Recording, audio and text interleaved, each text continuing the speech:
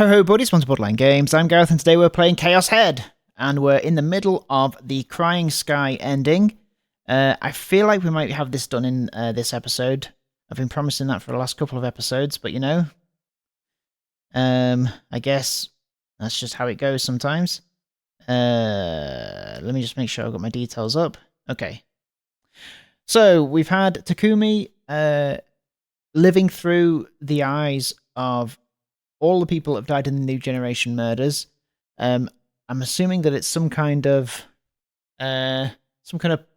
punishment or like some way to torture Takumi that Suwa is doing, because we saw Suwa in the train station, and since then we've just kind of lived through all of the people's eyes and seen them being murdered in gruesome and horrible ways.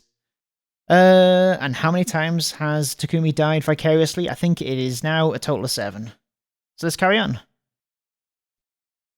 7 deadly sins. 3 times. 1 time. 7 times. 4 times, 2 times, 5 times. Human flesh tasted amazing. It hurt. No more. Darth Spider's outfit was surreal. It had to be a joke. So, wait, how many times had I died? Wait, who died? Not me, I wasn't dead. That monster was seriously straight out of a horror movie. He's losing it at this point. But that monster was from... Suwa said it was from Spark Wars. So what? Human flesh tasted amazing, the bones too. Why was Darth Spider black? Hazuki Shino was sexy, but she was scary. She was crazy, but that was what made her sexy. If Darth Spider was made of bones, what was human flesh? How many times had I died in this prank? Or was it a prank? No, I wasn't dead. I was dead. Just making sure we've got sound. This is all just no backing track at all for this bit. So weird. Death. Dead. Dead. It was surreal. No more. There were bones. Don't want to die. Black. I died. So, kill me. Oh, we're back at the train station. Inside the rucksack Suwa wore on his back, the port let out a strange mechanical sound. Suwa had long since grown accustomed to hearing it, and because of that sound, he was able to murder the heart and mind of the Gigalomaniac Nishijou Takumi. He lifted up a heartfelt prayer in gratitude. No matter what, Suwa would have never let Nishijou Takumi get away with what he had done. For the boy had driven Hazuki to suicide. Hazuki was Suwa's childhood friend, whom he'd lived with ever since he was born. Suwa recalled that what she told him several years ago, back when he decided to aspire to become a detective, and she to be a nurse. Mamoru, I want to have your baby. Both of their parents were disciples of the Cosmic Church of the Divine Light, and God of the Glorious Founder had been in their lives since birth. Oh, it says on Amazon Echo that there's a chance of rain near you in well, I guess I shouldn't be saying that, but where I'm living, starting around 12 AM. I can see where I live. I live on the Wirral. That's fine, right? Suwa and Hazuki had both been raised as children. I don't know. And so the two of them dutifully obeyed the teachings of the Divine Light, going so far as to offer the life of their child within Hazuki's womb. I'm so glad to have music. Even when Hazuki had given her life as a martyr, she'd still believed she was doing the right thing. The 7 incidents, colloquially known as the New Generation Madness, Suwa and Hazuki had caused them together. Partway through the incidents, Suwa had grown quite flustered when his senior, Ban Yasuji, pointed out all the inconsistencies in the group dive video. The video Suwa had uploaded to YouTube had been recorded by projecting his memories. However, as it had been a few days since the incident at the time of recording, his memories had grown far less clear. What? So it was actually... it had been recorded by projecting his memories. We're just like throwing in that that's a thing. Though actually, we were saying... there was a thing about when we were looking at the conspiracy about having memories being converted to visual files and then back or something like that, so I guess it makes some kind of sense. He'd not remembered the exact details of the scene, but since the video would not have been realistic without them, he'd expressly gone to Cornelius Tower to review the photos hanging in the lobby. As a result, the video had indeed been made more realistic, but he'd failed to choose the correct picture. He'd had no reason to suspect that someone would look so strikingly different between the tower's completion and the present. Oh, something would look so strikingly different. However, thanks to the political influence of the glorious founder, all of that had been suppressed. It would be unwise to underestimate the power of the cosmic church of the Divine Light's glorious founder. He had many connections within the government, and he had even managed to weave several of his followers into management positions at the Metropolitan Police. No matter how much those like Ban cried out for justice, the natural conclusion to come to was that they would never be able to do a thing to harm him. Sua's position as a detective, Hazuki's position as a nurse. The support coming from the pressure of the glorious founder placed on the police and the media, the Noah system terminals provided by Nozomi Technology. Utilizing all of these tools, Sua and Hazuki had focused solely on killing. As for the reason they'd gone to such lengths to continue killing people, it had all been for the sake of breaking Nishijiro Takumi. After they forced him to awaken as a Giglomaniac, they would kidnap him and harvest his code sample. Alternatively, by breaking the delusionary Nishijiro Takumi, they would lure out the real Nishijiro Takumi, capture him and harvest his code sample.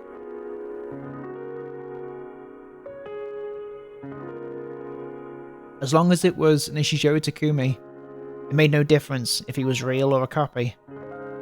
That was why Sua had acted as Nishijiro Takumi, using a wheelchair in his impersonation attempt. It had all been foretold by a divine prophecy bestowed upon Sua and Hazuki. One they had to fulfill no matter what sacrifices they would have made. What sacrifices they would have to make during its course. And now, after sacrificing Hazuki, they had at least been able to overcome the trials given to them by God. They would have at last been able to overcome the trials given to them by God. The face of the woman who'd loved him, and the one whom he had loved in return, rose in Sua's mind. He gritted his teeth in intense sadness, bearing the utmost grief.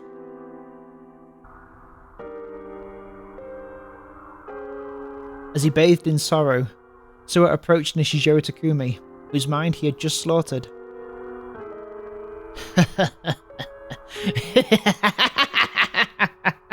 At the edge of the platform, Ayoi Senna cradled the head of her father, whom she herself had decapitated.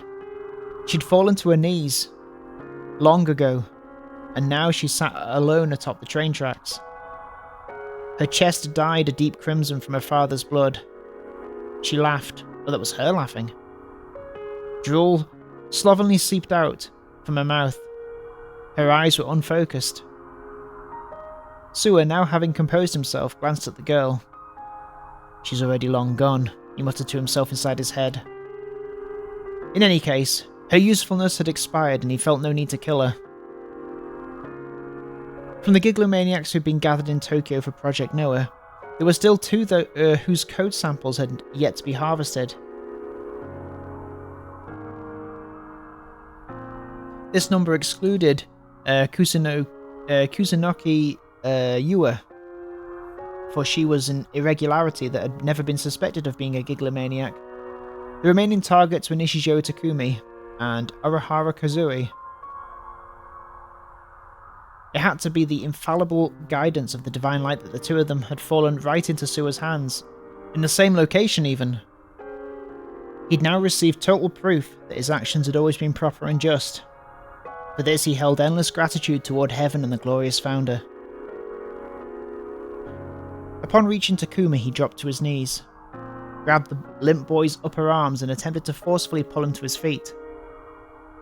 But Takumi had already gone hollow. He was no longer capable of standing, His heart and mind had perished completely. Serves him right. With a snort, Suo began to walk away, dragging Takumi by the arm, along with him. Ooh, a brief cut-off. Ah! Wonder who this is. No! Is it going to be Rimi? Oh, Kozapi.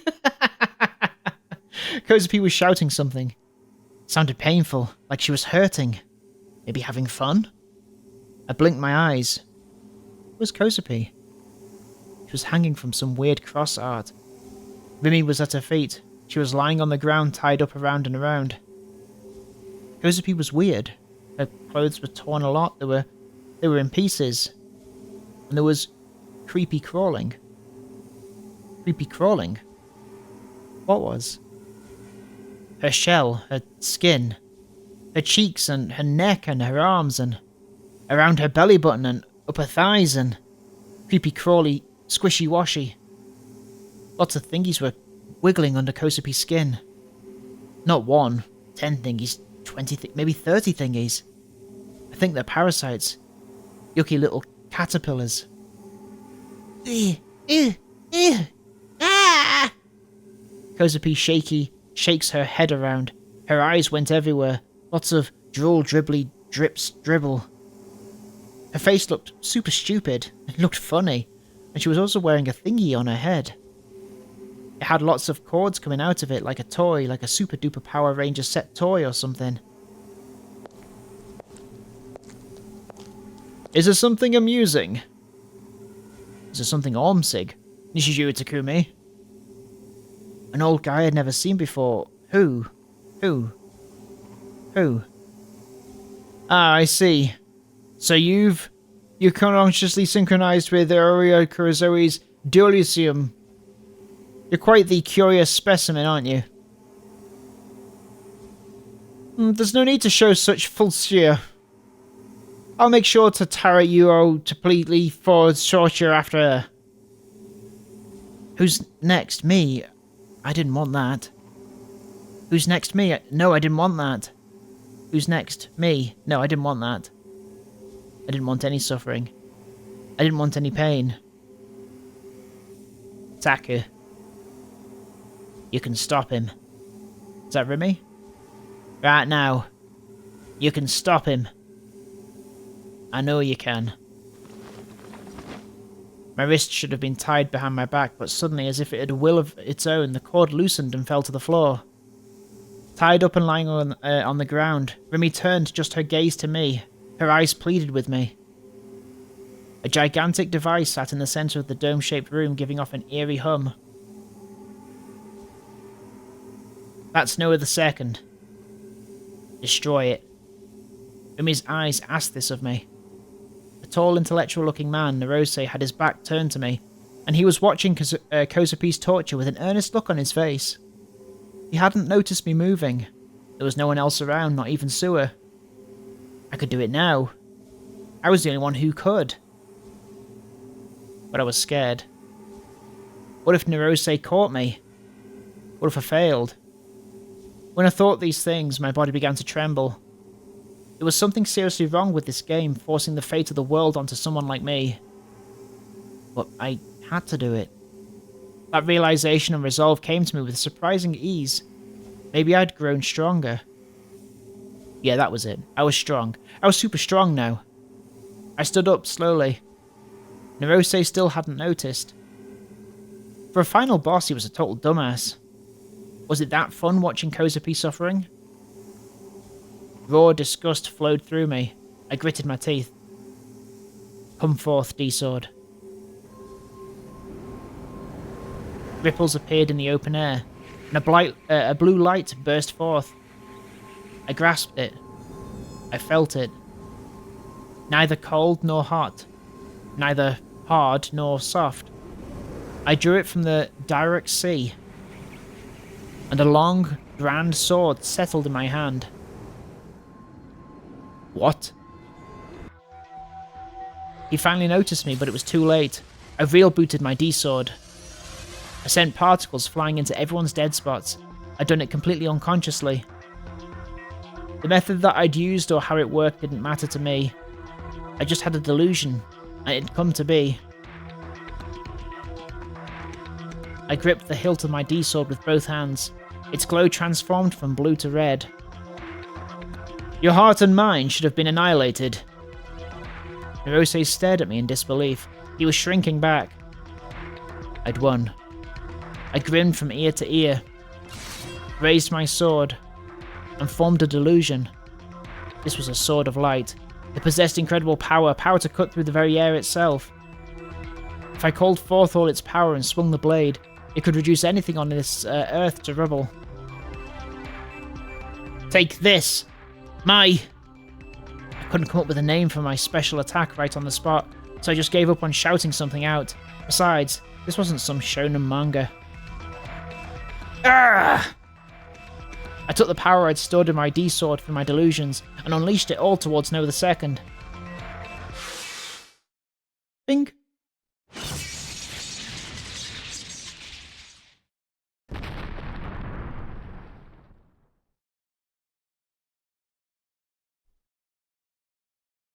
Did it work? 2 months later.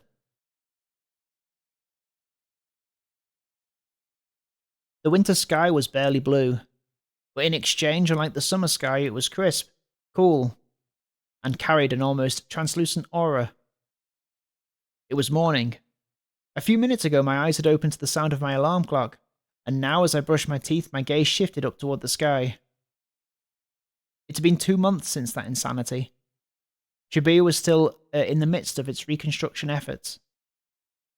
Ever since the new year had first kicked off, little by little Shibuya had slowly been returning to its noisy, gaudy ass self. Taku. A voice called my name.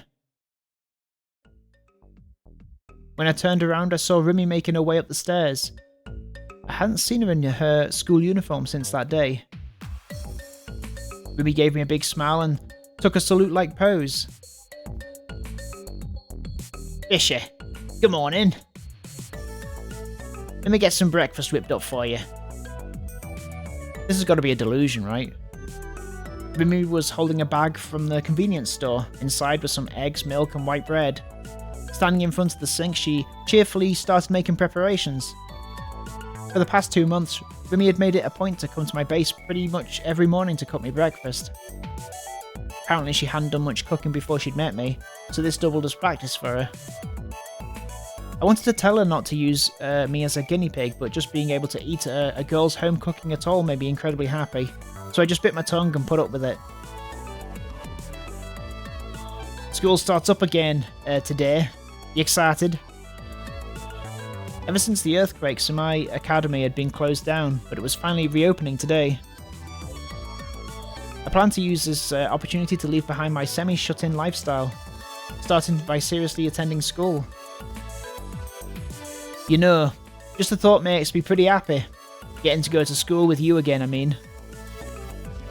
As she said that, Rumi cracked open an egg.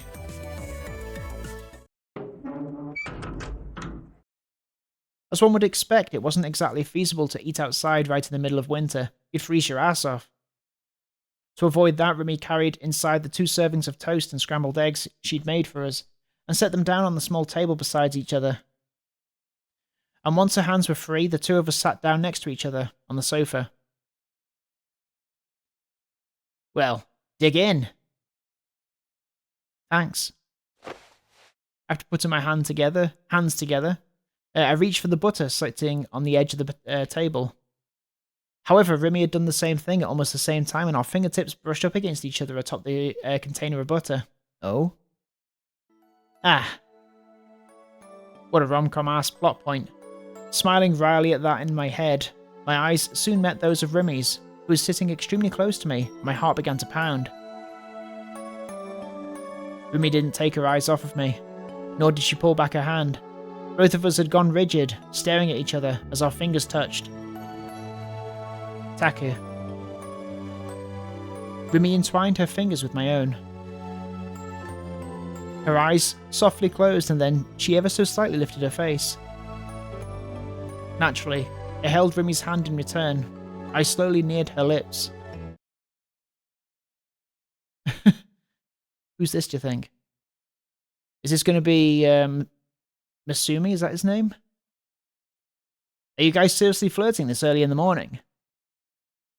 What? Ah! Who is it? Flustered, I jumped away from Rimi. Oh, it's Nanami. When I looked at my door, I saw Nanami standing there. I had no idea when she'd shown up. All I knew was that her arms were crossed and she had a pretty exasperated look on her face. Nana-chan. Oh, come on in. Nanami, don't do stuff like that. You're going to give me a heart attack. Well, I see you and Rimi-san are sure getting along. Makes me kind of jealous. Real talk, though. I'm curious. How far have you two gone? What do you mean, how far? There you go again. Quit playing dumb and just tell me already, Rimi-san. Seemed like Nanami had selected Rimi as her next target. Barging into my room, she pulled aside my computer chair and sat down in front of Rimi. Obviously, you two have kissed. What about beyond that? Hey, stop teasing me. Oh, come on, you know you love it. Now tell me.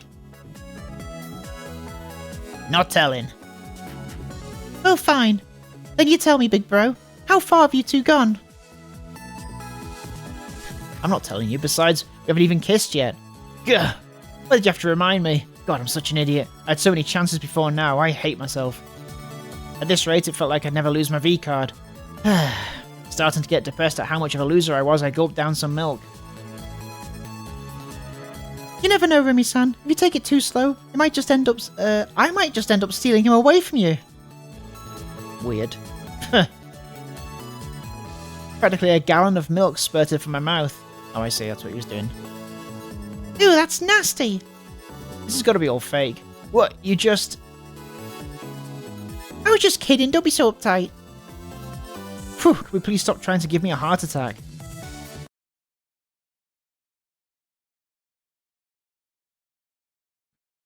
Side by side, the three of us walked to school together. Rimi was humming that Phantasm song again. Passing through the centre of Shoto Park, we took my usual shortcut. You could still see a few traces of the earthquake around the park. For example, part of the stone wall circling the pond was still broken, even then though, it was still way better off than the rest of Shibuya, especially when compared to the sad state of the centre of it. Good morning. Yu was sitting on the bench, turning towards us. She put on a gentle smile and bowed her head. Shijoku-kun, I had a lot of fun yesterday. Yesterday? You and I went shopping together in Akihabara. Oh, I see. You went to buy dolls. The figures, not dolls. Well, it was true that we'd gone to buy figures.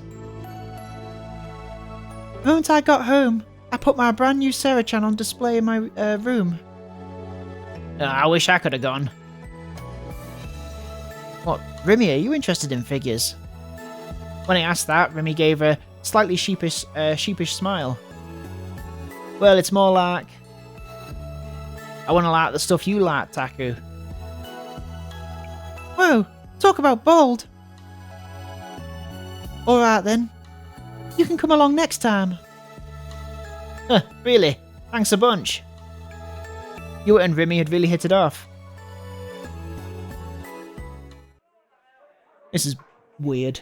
Some weird delusion that's happening as I'm clearly dying. You and Nanami's classes were both in different buildings, so we said our goodbyes at the school entrance. As I changed into my indoor shoes, someone came up from behind me and blew into my ear. I shuddered. Goosebumps springing up all over me. Jumped away and spun around.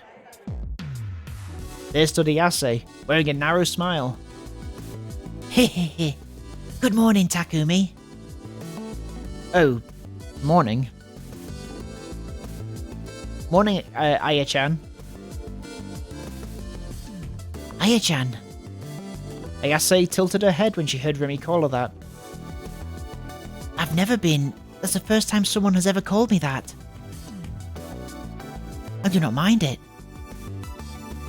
Glad you like it. Overmorrow, there'll be a Phantasm concert. She abruptly changed the subject. Unsurprisingly, Ayase was as hard to get a read on as ever. If you would like, come to it.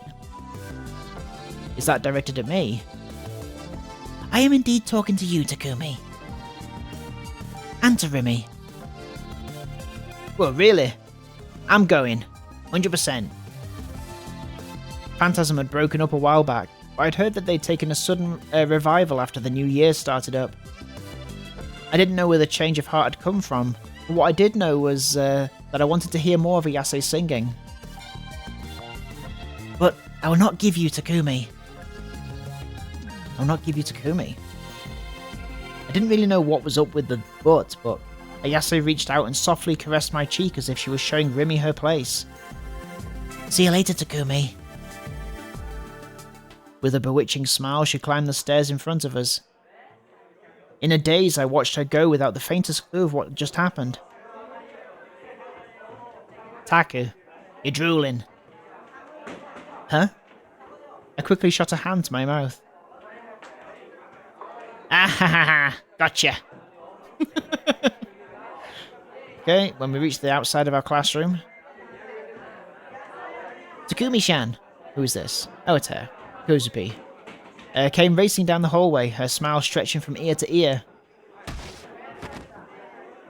Before she could make it to us, she suddenly crashed into a boy coming out of the classroom and landed flat on her butt. Her eyes swimming with tears, she apologized to the boy, then finally managed to get over to us. Good morning! Are you okay? You know you shouldn't run in the halls, Kozupi. On you! Kozupi started fidgeting. She then looked up at me from below. Well, it was 'cause I wanted to tell Takumi-chan something super duper fast. What did you want to tell me? Look! Kozupi pointed in the direction that she'd just come running from. When I looked closer, I saw Senna standing there leaning against the wall. Her arms were crossed and she had a fairly sullen expression plastered on her face. Senna's out of the hospital. Senna had been hospitalised over the past 2 months. Sua's psychological attack had put her out of commission for a long time. Senna raised her head, then slowly began making her way toward us. She was just as scary as ever. She always carried a certain aura, one that gave off the impression that she would suddenly slap you, even if you hadn't done anything wrong. I'd gone to visit Senna in the hospital twice a week, but no matter how many times I tried to make conversation, she never said so much as a single word. The awkwardness had been torture. Could it be that she was just hated me that much? I didn't really know how to handle her. A fierce tension hung in the air between us. Then again, it would have been more accurate to say that that only I was freaked out. She was fine. Okay. So, when school's over today, let's go celebrate Senna-chan getting out of the hospital. Kozupi was the only one showing any sort of enthusiasm. Well, I mean, a party with this kind of atmosphere would be pretty shitty. Nishijou. That was when Senna finally opened her mouth. I shrank back, refusing to meet her eyes. Here. Senna held something out to me. It was a small stick with the word win written on it. Huh? Oh, it's a winning Crunchy-kun sticky stick. Bewildered, I accepted it. Senna quickly looked the other way. We have something I want to tell you. What is it? Was it just my imagination, or had Senna's cheeks turned pink? I like you. What? Oopie! Her sudden confusion left not just me, but Rimi and... Confession. Left me, but Rimi and Kozupi all speechless. For a moment I thought she was just teasing me, but Senna wasn't the type of character to make those kinds of jokes. Which meant, are you serious? When you came to visit me, all those times, it made me happy. Don't make me say it, you idiot. She'd gone all dare. Is that how you say that? Then straight back to sun mode all on her own. Yeah, because it's Sunday, isn't it? Whatever it's called. Wait. Go back a little. This was all too sudden. This is way too sudden. What? That's what? Way behind schedule. Remy let out a cry in surprise. Kozupe, likely still processing, had her eyes open wide. What, Sekihata? You have any objection? Yeah, lots. Whatever. You just can't. Remy and Kozupe were utterly baffled, but the most bewildered one of all was me. I would never expected something so insane. Without any idea of how the hell I was supposed to react, I gazed up at the clear sky sitting outside the window. Somehow, even though the semester had only just started, it was already quite the eventful day. I wonder, will every day be like this from now on? Will these fun, peaceful times go on forever? I sure hope so. I wished for it from the bottom of my heart. Suddenly I saw the reflection of my face in the window. And the reflection I saw wasn't me. Because it was covered in wrinkles. Uh-oh. Colour and light disappeared. I was hugging my knees close to me in a space dyed pitch black. In front of my eyes was the only light source around. It was like a monitor. It was like a window. It was like a picture frame. Inside it, Remy, Senna and Kozupe were chatting happily about something, but I couldn't hear their voices. I stared at it. My emotions were completely inactive, or maybe my heart was simply dead. I then realised. I'd been watching my own delusions, a 2D world where I'd escaped into. A perfect illusion. How long had it all been a delusion? Who's this? From the very beginning? Is that Narose? I looked behind me where Narose stood tall. But with how dark it was, I could only see his feet.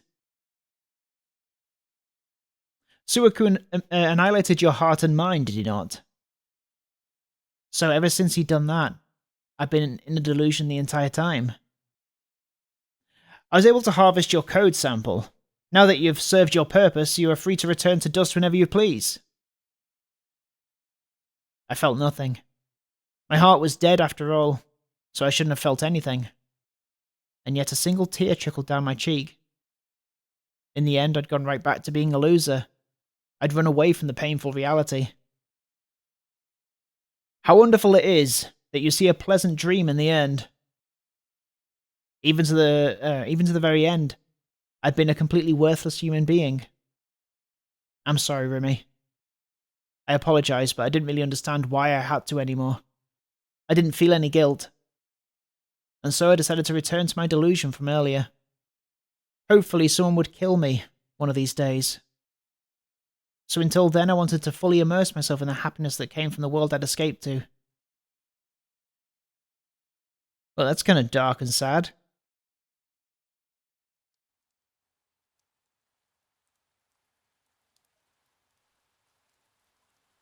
When had the rain begun to fall? Okay, so this is going to be men being brought into the world by Noah II. A gaze rained down from the sky. The stare pierced through the thick, pitch-black rain clouds. So this is the same ending as we had with, what's it called? What was the first called? Silent Sky. It's too late for him now. I whispered in my heart to the owner of the gaze. Is it going to be any different? I didn't feel the chill of the rain. Instead, the droplets on my cheeks felt warm to me. It was the first time I'd ever thought of rain as being warm. Perhaps it was the fault of the spine-chilling cold enveloping the dome where Noah II was. Reflected in my eyes was a ruined city. Reflected in my eyes was despair. It was death as well. Yeah, I feel like we've done all of this, right? So beautiful. I walked. Oh, hang on. The figure lying limp in the rubble. This is from the perspective of... It was my fault he ended up like this. This is from Rimi's perspective, is it? If I'd done better, he wouldn't have gotten involved at all. Feelings of guilt tortured me. I blamed myself. Forgive me. I'll give you peace now. Yeah, this is from Rimi's perspective. Which we haven't seen, I don't think. How he'd been born was far too sad. How he was going to die was far too sad. A heart so timid, so fragile. It was like it was made of glass. Glass so pure it had shattered its owner to pieces. At the very least, I didn't want him to suffer in the end. Lying on the ground, he looked up at me with vacant eyes. I pushed aside my emotions.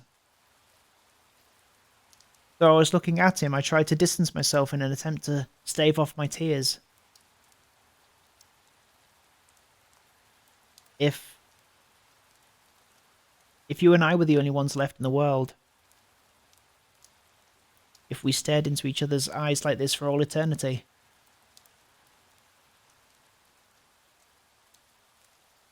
would my world be reduced to what's reflected in your eyes?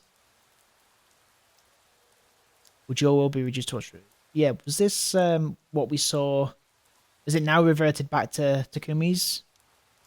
Yeah, okay. The only thing reflected in my eyes was him. The only thing reflected in his eyes was me. This is the same dialogue but flipped, right? When I thought of it that way, the world immediately seemed so much smaller. At least in the time you've left. I'll become your world.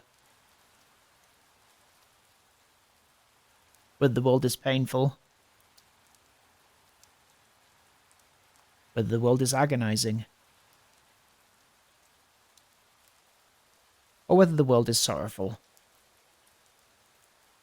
I'll make it so you no longer have to see it anymore.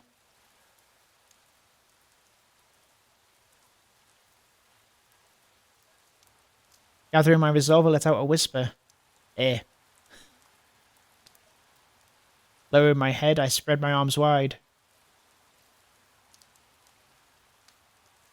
Almost as if I was preparing to take off to soar above the rain clouds. As if I was trying to catch all the falling rain. All that's watching you is a delusion.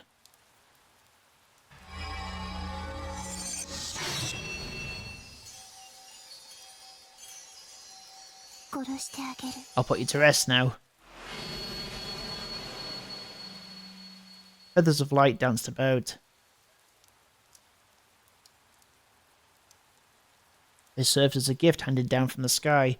A gift for his funeral.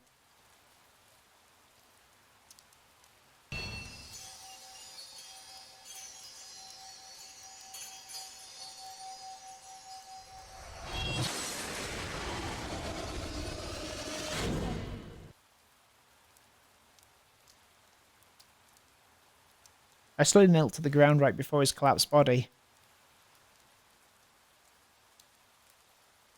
I'll cry if I see your eyes. I'm sorry. I can't look at them. I softly embraced his head in my arms. His body was devoid of all strength. As if he was fully prepared for death.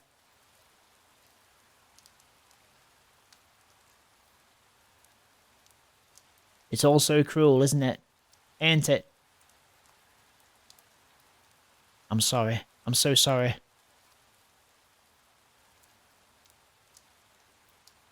I'll give you peace now.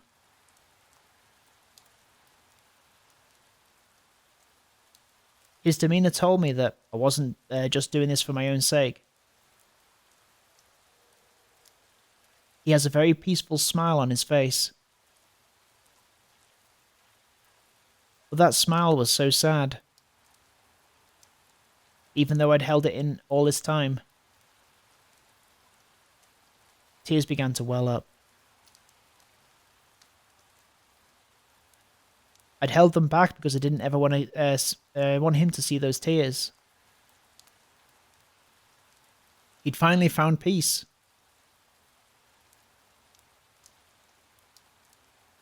And I didn't want to worry him any further.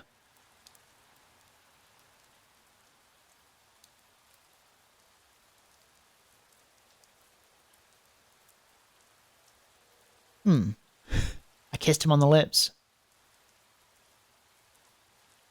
They were cold, desiccated, and laden with seemingly endless sorrow. And yet when I kissed him, his trembling ceased. I was overjoyed to know that my warmth was of some use to him. If I drew back from his lips, he would see my teary face. If I drew back from his lips, I would want to kiss him again. Looks like someone's got a crush. If I drew back from his lips,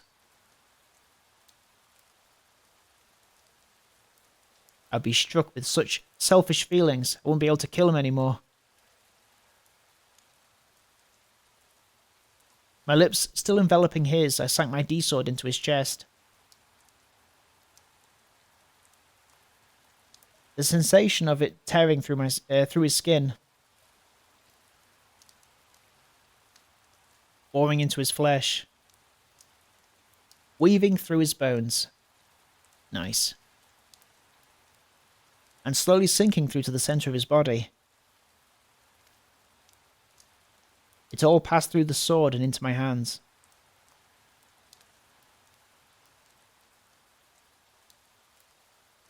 I'm so sorry. You can sleep for as long as you want to now. Goodbye. Is that the end?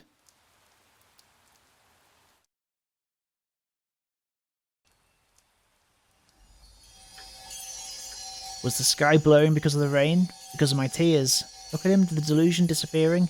His body was enveloped by countless particles of light, and he slowly did something. I reached my hand toward the sky. He began to disappear, and I held him in my arms. Somebody please tell me. Just where could that sky of ours have gone?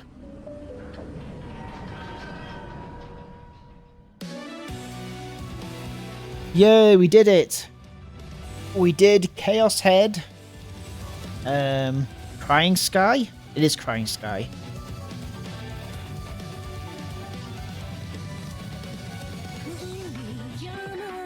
We retreated to a song. Damping these frozen cheeks as it falls. That was kind of a sad ending. An ending where nobody wins apart from the baddies, right?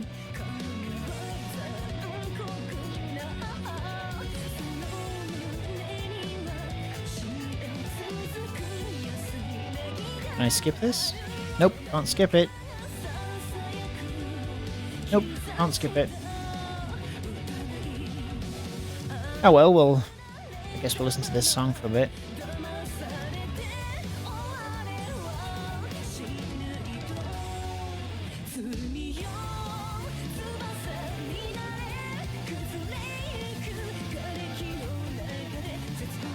So the next ending that we're going to be going for is something called Daydream. And it seems like we might be able to get to... this ending a lot quicker. So that might be less than... I'm trying to think of how many episodes this has been. I would guess 7 or 8. Maybe it's been 7. Of our Crying Sky ending. Because it seems like we've got to do something in chapter 1. And then we have to... Literally 2 delusion triggers in chapter 1 we have to do. And then the yes or no prompts related to Nanami we have to do. And then we can skip everything else apart from some bits where the skip mode will disengage so that we can see certain bits. And then it'll branch into the Daydream ending in chapter 6. There's going to be a lot quicker. Like, Crying Sky took us maybe 3 episodes to get to the actual ending, and then 4 more to actually finish it. Whereas this is going to be, I would guess 1 ending before we actually get to the proper ending, this Daydream ending. And then after that, we're going to be getting an ending called Moon and Sun, which again is pretty simple.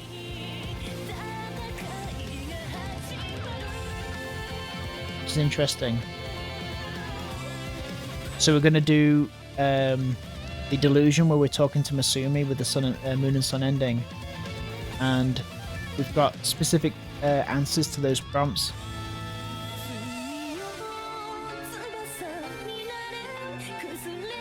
We've got a lot of endings here.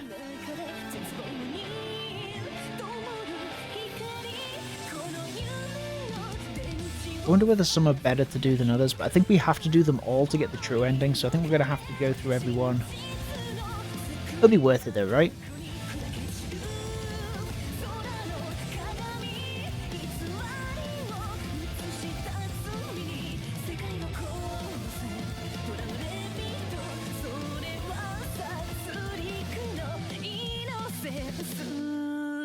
Here we go. Chiyomaru Studio. Nitro Plus. Well done, Nitro Plus.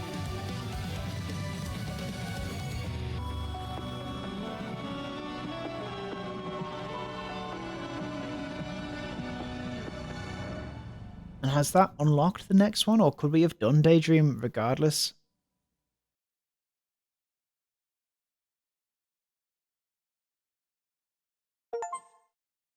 Crying Sky ending reached. Reached ending B. Okay, cool. Have we unlocked anything? Nope. Okay, we're back at the start. And we'll be doing the next ending, the next route, next time on Borderline Games. Thank you so much for watching this episode of Chaos Head, and I will see you later. Have a great evening. Take care of yourselves. Bye-bye. Bye-bye-bye-bye-bye-bye-bye.